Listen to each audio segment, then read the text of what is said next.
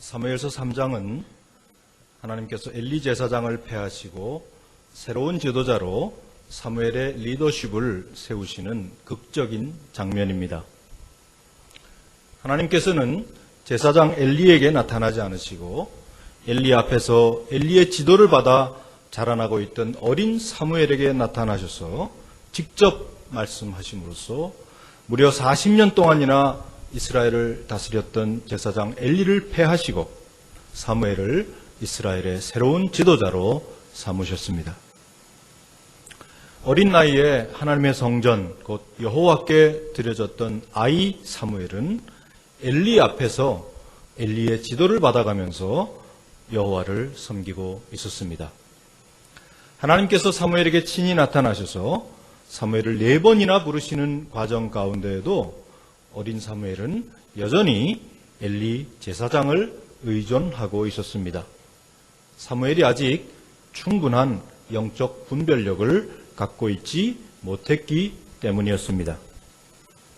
그러나 하나님께서 사무엘에게 나타나셔서 사무엘이 하나님의 말씀을 듣고 난 후에는 처지가 완전히 역전됩니다. 스승 엘리가 자신의 제자 사무엘에게 의존해서 하나님의 말씀을 전해 듣게 됩니다.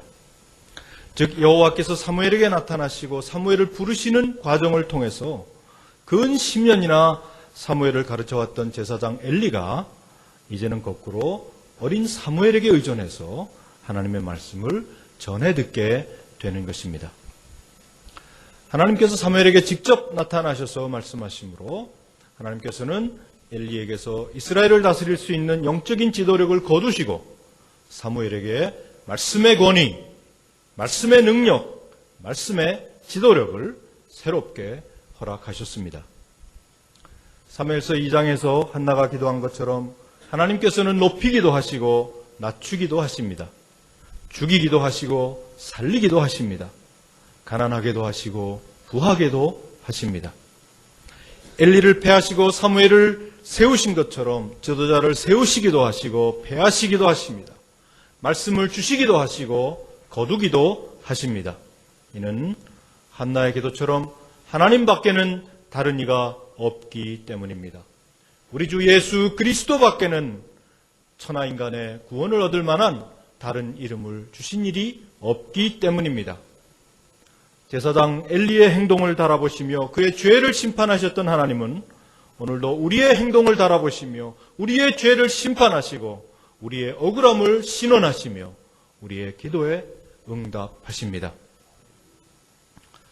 하나님께서는 사무엘아 사무엘아 하시며 사무엘서 3장에서만 무려 4번이나 사무엘을 연속해서 부르셨습니다. 하나님께서 당신의 사람들에게 나타나실 때 대부분 하나님께서는 2번씩 이름을 부르셨습니다. 아브라함아 아브라함아, 모세야 모세야, 사울아 사울아, 사무엘아 사무엘아. 하나님께서 우리를 반복적으로 부르실 때 우리는 예민하게 주의 음성에 귀를 기울여야 합니다. 사무엘은 당시 영적으로 아직 미숙하였기 때문에 그 음성이 하나님께서 친히 자신을 부르시는 음성이라는 것을 깨닫지 못했습니다. 성경은 당시의 사무엘이 아직 여호와를 알지 못했다 이렇게 기록을 하고 있습니다. 본문 7절에 보면 사무엘이 아직 여호와를 알지 못하고 어릴 때부터 성전에서 자신의 삶을 드리며 하나님 앞에서 여호와를 섬기고 수종 들고 있었지만 사무엘은 아직 하나님의 음성을 분별할 만큼 여호와를 알지는 못하고 있었습니다. 여호와의 말씀이 아직 그에게 나타나지 않았기 때문입니다.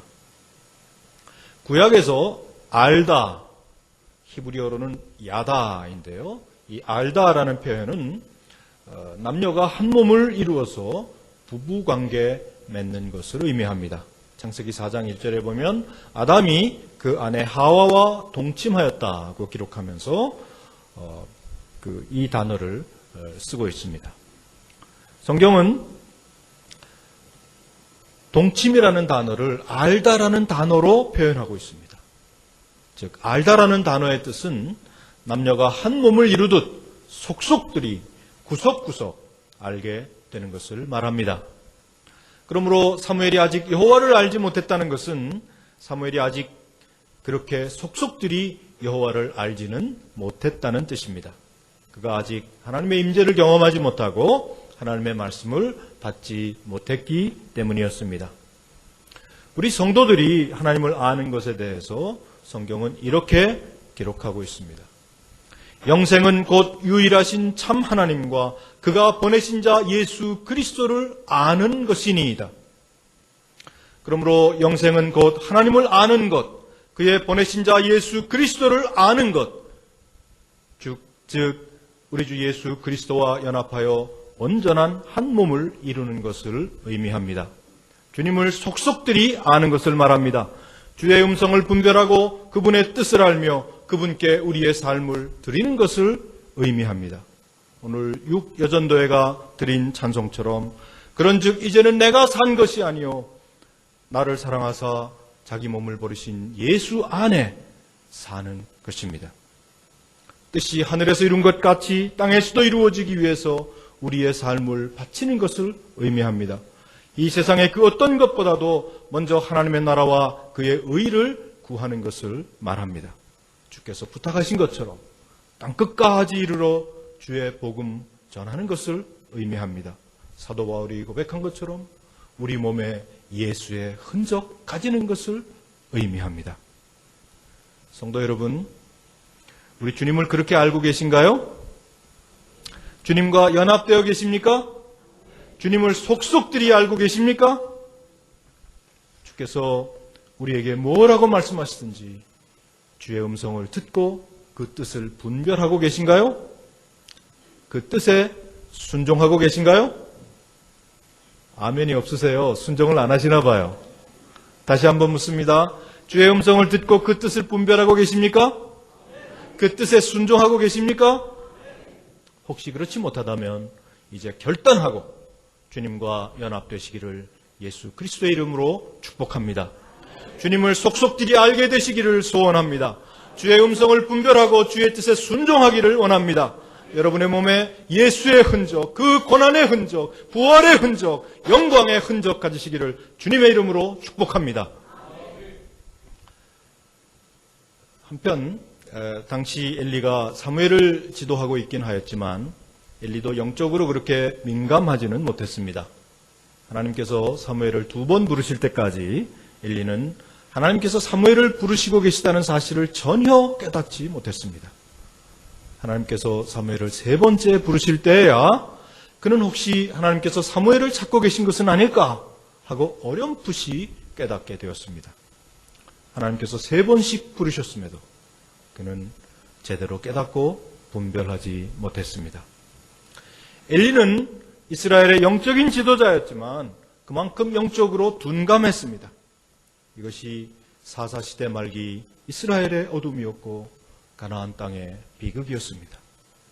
하나님의 말씀이 희귀해서 이상이 흔히 보이지 않던 시대, 미래의 비전이 보이지 않고 앞날의 소망을 찾을 수 없던 시대, 그리고 정작 하나님의 말씀이 들리자 그 음성을 깨닫고 분별하지 못하던 시대, 그 시대의 어두움, 그 시대의 그 지도자의 어두움, 이렇게 영적으로 둔감했기 때문에 그는 그의 아들들이 저주를 자청하되 이를 바로잡고 금하지 못했습니다. 본문 1절이 기록하고 있는 바와 같이 당시는 말씀이 희귀하여 하나님의 이상이 하늘의 비전이 흔히 보이지 않던 때였습니다. 이는 엘리의 영적 둔감성과 깊은 관련이 있습니다. 엘리가 영적으로 둔감하였고 또 범죄하였기 때문입니다. 엘리 가문의 영적인 어두움은 곧 당시 이스라엘의 영적인 어두움이었습니다. 엘리 가문의 위기는 곧 이스라엘의 위기였습니다. 그러나 감사하게도 오늘 본문 3절에 보니까 성경이 하나님의 등불은 아직 꺼지지 아니하였다고 기록하고 있습니다. 엘리의 가정과 이스라엘이 모두 깊은 어두움에 사로잡혀 있긴 하였지만 하나님의 등불이 아직은 꺼지지 않았습니다. 희미하게나마 하나님의 등불이 비치고 있었습니다. 그리고 그 등불 앞에서 사무엘은 하나님을 섬기고 기도하면서 다가오는 다음 세대를 준비하고 있었습니다. 이것이 사무엘의 소망이었고 이스라엘의 소망이었습니다. 성도 여러분, 오늘 하나님의 말씀 앞에서 정직하게 우리 자신을 점검하고 또 우리 시대를 점검할 수 있기를 원합니다. 우리에게 과연 하나님의 말씀이 들리고 있는지, 우리가 하나님의 말씀을 민감하게 분별하며 순종하여 우리의 삶을 바꿔나가고 있는지, 주께서 부탁하신 복음 전파의 사명을 우리가 제대로 감당하고 있는지, 혹 나만 우리 자신만 살찌우면서 이기적으로 우리 자신의 이익만을 구하고 살고 있는 것은 아닌지, 우리에게 하나님의 등불이 비치고 있는지 모두 다 점검할 수 있게 되기를 원합니다. 수많은 종교의식이 치러지고 있긴 하지만 만일 우리에게 진정으로 하나님의 말씀이 들리지 않고 진실한 회개와 순종이 없으며 말씀대로 살려는 몸부림이 없고 하나님의 소망, 하늘의 비전이 보이지 않는다면, 하나님의 등불이 꺼져 있다면 우리의 영적 상태, 이 시대의 영적 상태는 엘리의 때와 다를 것이 없습니다.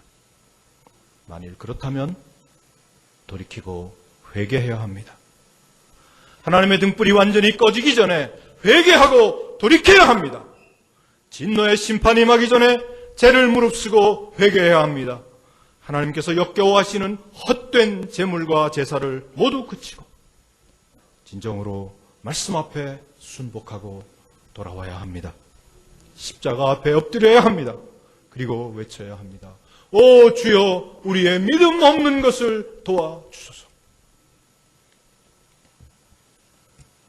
성경은 엘리의 집이 영원을 약속받았으나 이제는 영영토록 심판을 받게 될 것이라고 선포하고 있습니다.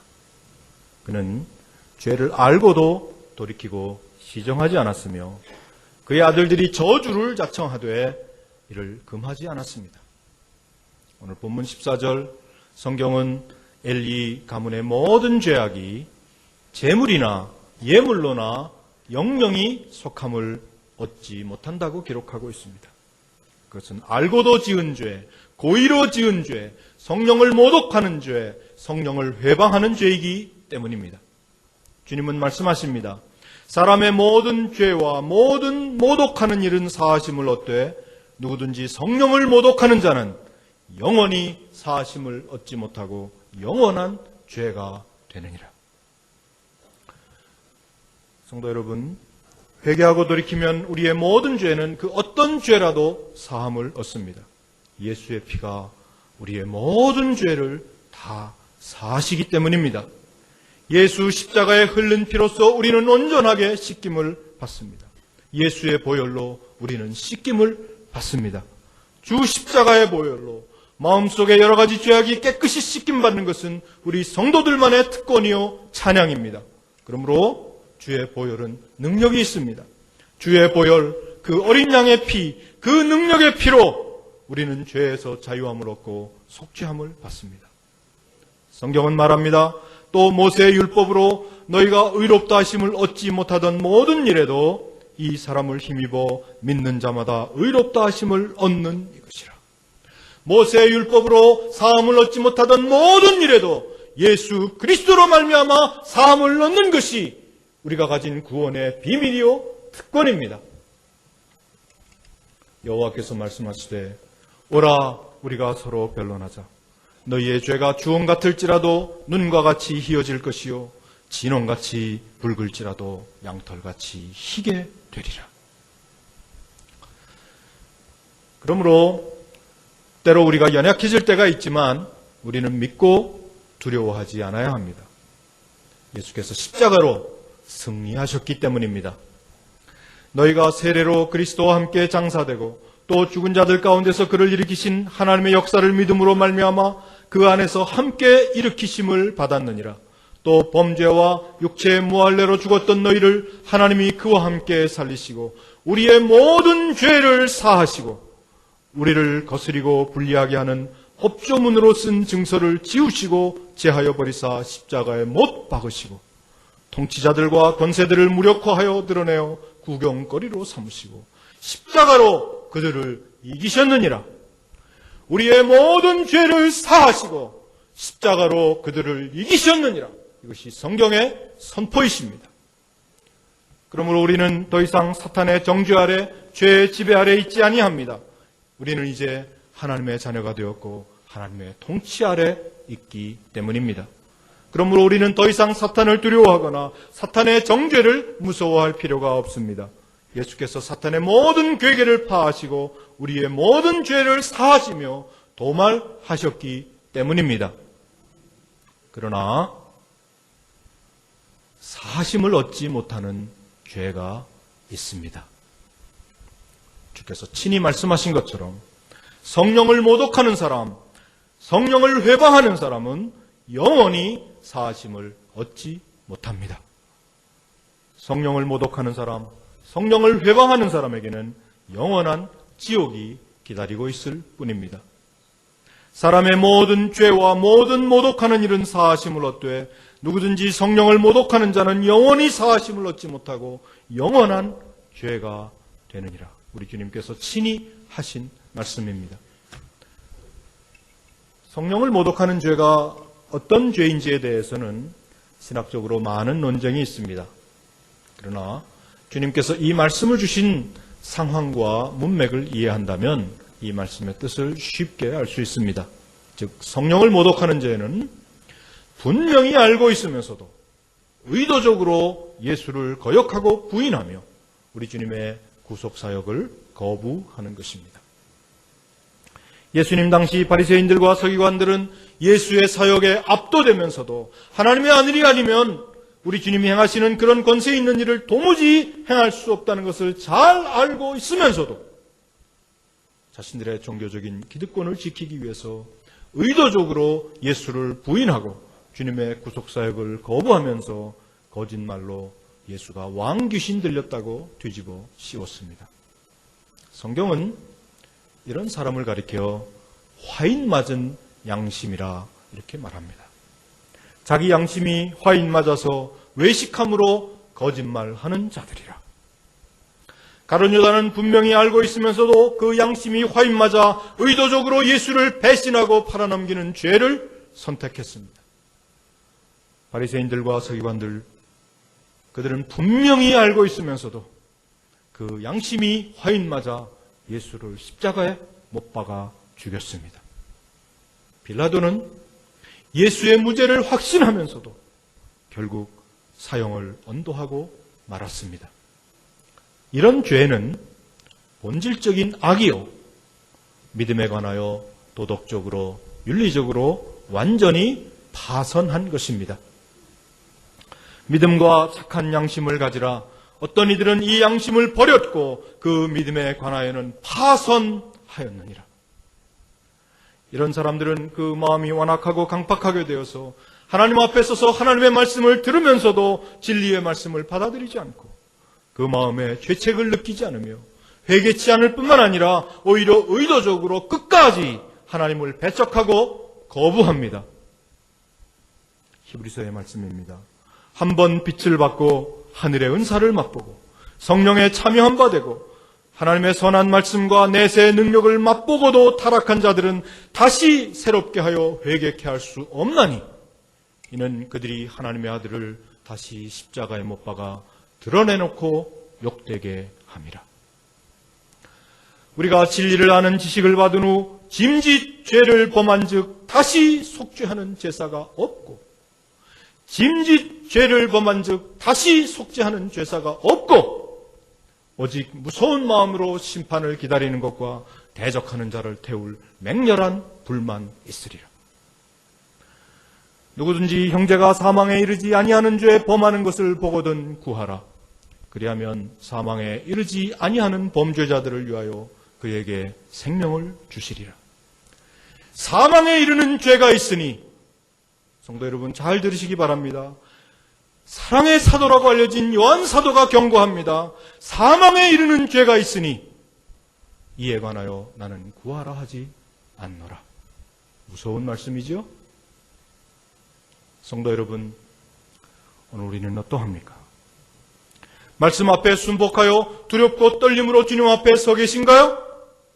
말씀이 떨릴 때, 말씀이 들릴 때, 주의 음성이 우리의 영혼에 선포될 때, 우리 귀에 회개의 말씀이 울릴 때, 형제들아 우리가 어찌할꼬 하는 진정한 마음의 찔림이 있으신가요?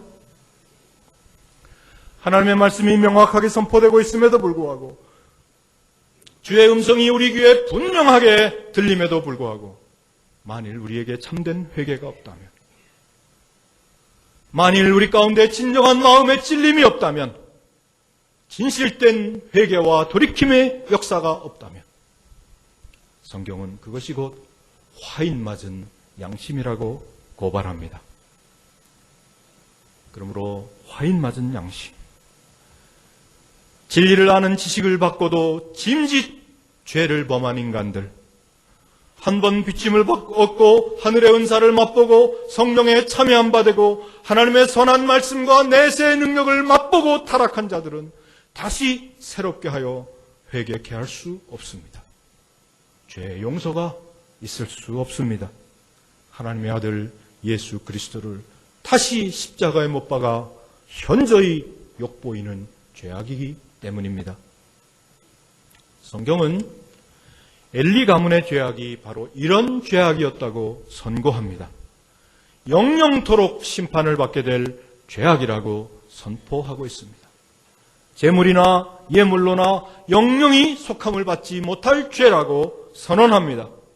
그것은 알고도 지은 죄, 짐짓 범한 죄, 고의로 범한 죄, 성령을 회방하는 죄, 곧 성령을 모독하는 죄였습니다. 그들은 죄를 알고도 돌이키고 시정하지 않았으며 저주를 자청하되 이를 금하지 않았습니다. 하나님께서 엘리 가문에 내린 심판의 경고는 하도 엄중해서 그것을 듣는 자마다 두 귀가 울릴 정도였습니다. 오늘 우리는 영혼의 귀를 열고 하나님의 엄중하신 경고, 두 귀를 울리는 예언의 말씀을 듣고 순복하며 돌이켜야 합니다. 성령을 소멸치 말고 예언의 말씀을 멸시치 말아야 합니다. 범사에 헤아려 모든 좋은 것을 취하고 악은 모양이라도 버려야 합니다. 돌이키지 아니하면 주의 심판이 임할 것입니다. 맹렬한 진노의 불이 사르게 될 것입니다. 성경은 말합니다. 보라, 내가 이스라엘 중에 한 일을 행하리니 그것을 듣는 자마다 두 귀가 울리리라. 그러므로 이스라엘의 하나님 여호와가 말하노니 내가 이제 예루살렘과 유다에 재앙을 내리리니 듣는 자마다 두 귀가 울리리라. 너희 유다 왕들과 예루살렘 주민아, 여호와의 말씀을 들으라. 만군의 여호와 이스라엘의 하나님이 이같이 말씀하시되 보라, 내가 이곳에 재앙을 내릴 것이라. 그것을 듣는 모든 귀가 떨리니.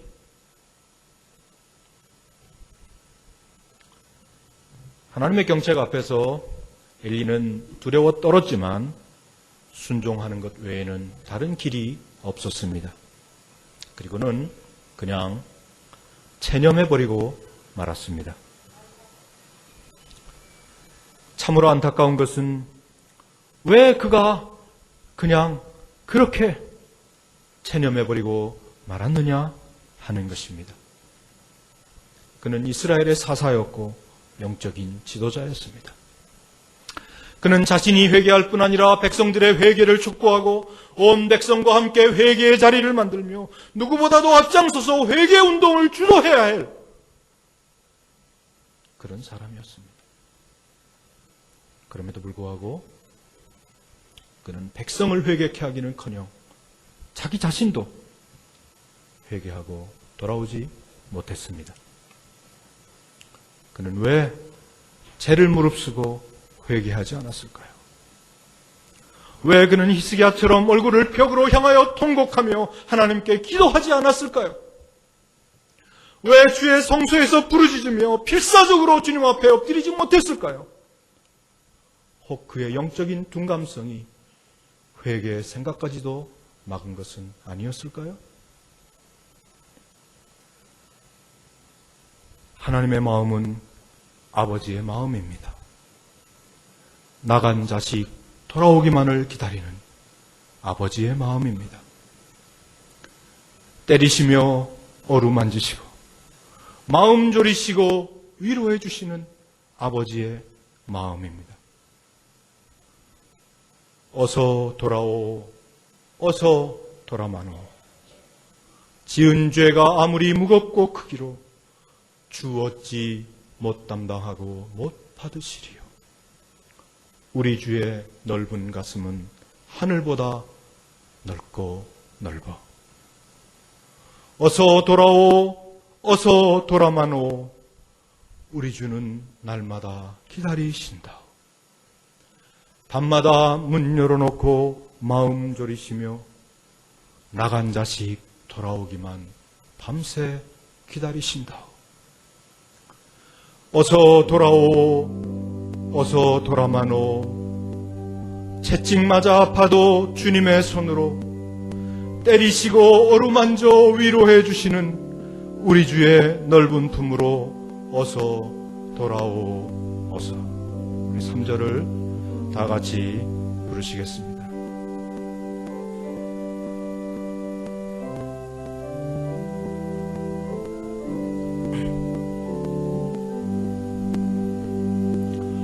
어서 돌아오,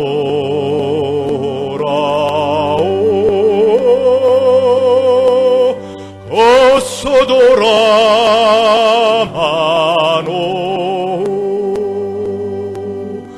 채찍 맞아 아파도 주님의 손으로 때리시고 어루만져 위로해 주시는 우리 주의 넓은 품으로 어서 돌아오소.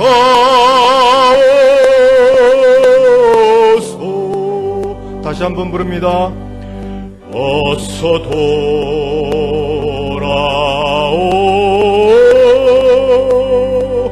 어서 돌아마노. 채찍 맞아 아파도 주님의 손으로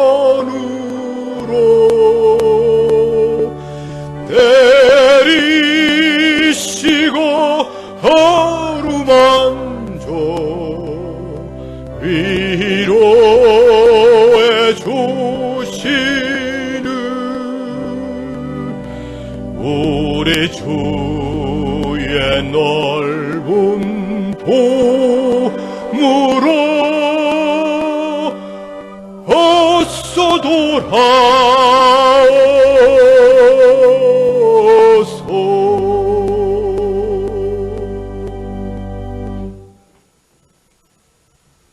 오라 우리가 여호와께로 돌아가자. 여호와께서 우리를 찢으셨으나 도로 낫게 하실 것이요 우리를 치셨으나 싸매어 주실 것임이라.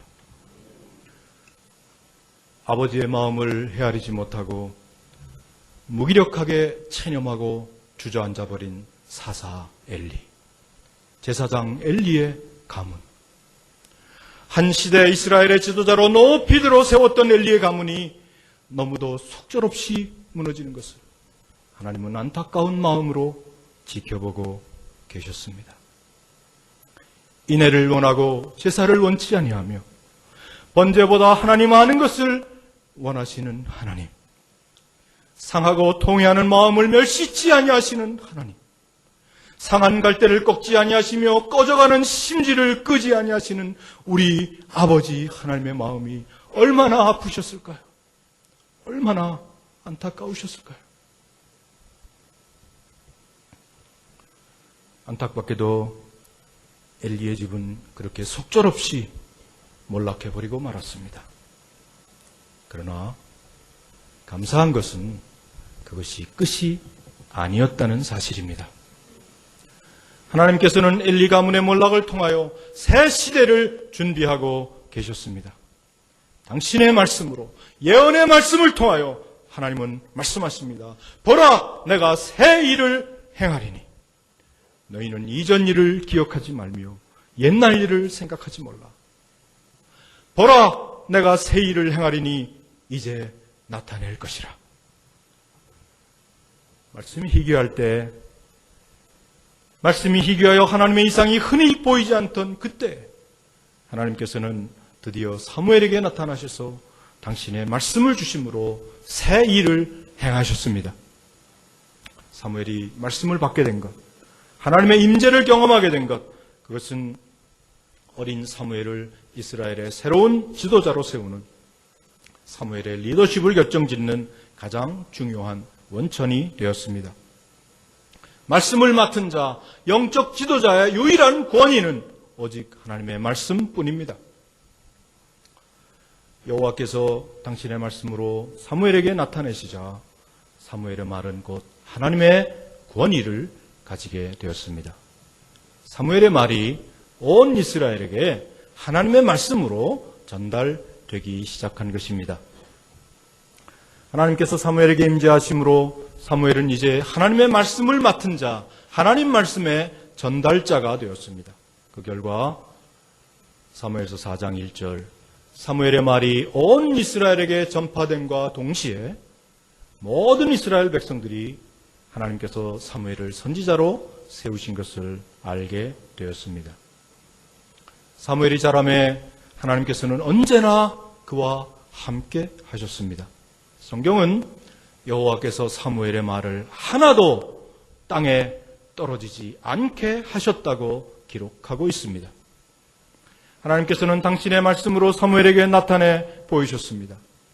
마치 사도 바울이 하나님 말씀에 붙잡혀서 담대하게 예수는 그리스도라고 증거했던 것처럼 사무엘은 하나님이 함께 하심으로 하나님의 말씀에 사로잡힌 선지자, 말씀의 선지자가 되었습니다. 하나님께서 당신의 임재를 나타내 보이시고 당신의 말씀을 그 입에 두신 축복, 사무엘은 이런 지상 최고의 축복 속에서 이스라엘을 섬기고 다스리는 새로운 지도자로 부름을 입게 되었습니다. 사무엘의 말이 하나도 땅에 떨어지지 않았던 것처럼 하나님께서는 우리 주 예수 그리스도의 말씀을 하나도 땅에 떨어지지 않도록 온전하게 붙드셨습니다. 십자가에 달리신 예수, 십자가의 모진 형벌과 그 처참한 죽음 앞에서 그 보배로운 피를 뚝뚝 떨구시면서도 우리 주님은 조금도 위축되지 않으셨습니다. 그리고 드디어 당신의 생명이 끊기는 순간 우리 주님은 오히려 다 이루었다, 그렇게 당당히 선포하시며 우리 구원의 완성을 선포하셨습니다. 다 이루었다. 우리 주님의 말씀은 하나도 땅에 떨어지지 않고 모두 다 이루어지셨습니다.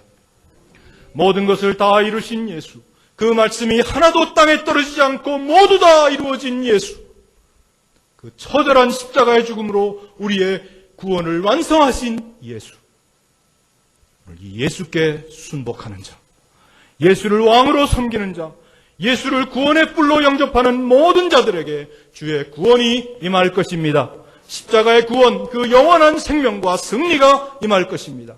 오늘 이 시간 그 구원을 영접하고 찬양하는 성도 여러분들 되시기를 주님의 이름으로 축복합니다. 성도 여러분, 오늘의 말씀 가운데 우리 자신을 돌이켜보고 점검할 수 있게 되기를 원합니다. 우리의 모든 영적인 어두움과 무지에서 벗어나 하나님의 말씀을 예민하게 분별하고 순복하는 복된 성도님들 되시기를 주님의 이름으로 축복합니다. 말씀 앞에 두려워 떠는 성도님들 되시기를 소원합니다. 혹 범죄하였을지라도 상한 심령으로 주께 돌아와 주께 부르짖는 성도님들 되시기를 바랍니다. 다 이루었다고 선포하신 우리 주님의 구원을 영접하고 고백하며 찬양하는 성도 여러분들 되시기를 주의 이름으로 축복합니다. 사무엘처럼 하나님이 함께 하시며 하나님의 말씀으로 가득 찬 성도 여러분들 되시기를 기도하며 또 기도합니다. 우리들의 자녀 가운데 사무엘과 같이 다음 세대를 준비하며 하나님의 등불로서 시대를 밝히는 위대한 일꾼들이 많이 배출되기를 소원하고 또 소원합니다. 근신하라, 깨어라. 너희 대적 마귀가 우는 사자같이 두루다니며 삼킬 자를 찾나니 너희는 믿음을 굳건하게 하여 그를 대적하라. 근신하고 깨어 능히 마귀를 대적하고도 남을 수 있는 승리하는 성도님들 되시기를 주님의 이름으로 권면하고 또 축복합니다. 기도하겠습니다.